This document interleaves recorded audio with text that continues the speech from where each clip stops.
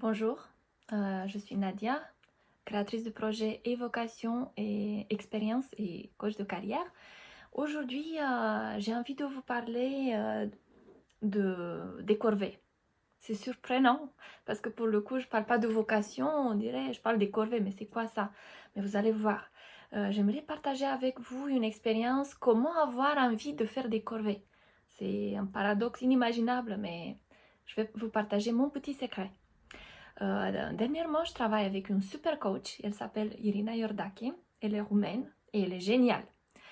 Dans nos conversations, je lui ai fait part de ma charge mentale et physique de faire des corvées.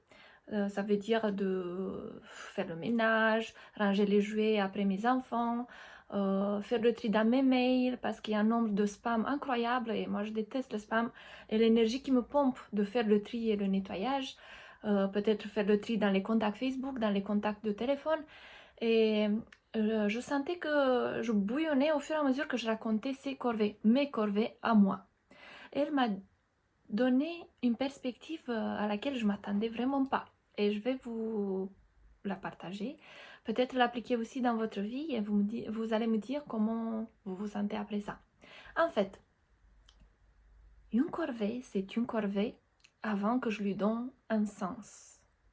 Vous allez voir que je parle beaucoup de sens aussi dans mes projets de vocation que dans tout ce que je fais dans ma vie.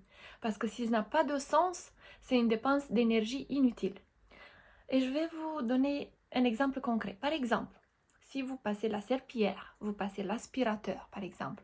Imaginez qu'avec la poussière, avec les saletés qui s'en vont, vous enlevez aussi l'émotion négative qui l'accompagne.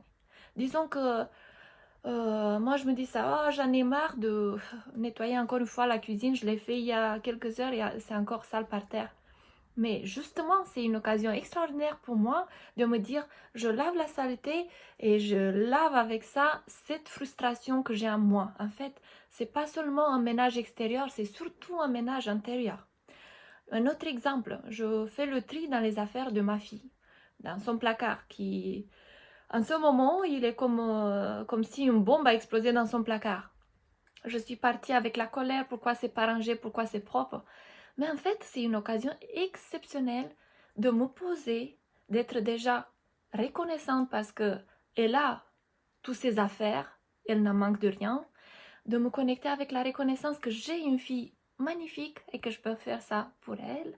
Et avec chaque habit que je plie, en fait, j'évacue aussi la colère, la fatigue et surtout, je me connecte avec cette émotion puissante qui est la reconnaissance. Essayez. Choisissez 2 ou 3 activités que vous considérez comme corvées et essayez de leur donner un sens. Et je suis très curieuse de savoir qu'est-ce que vous avez trouvé, qu'est-ce que vous avez expérimenté. Parce que finalement, évocation et expérience, c'est pas un autre cours sur internet, c'est pas des conseils, parce que je pense que vous en avez plein la tête et plein l'inbox des conseils et tout ça.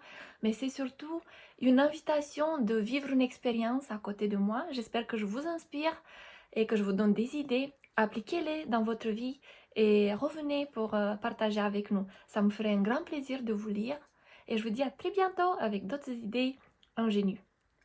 À bientôt!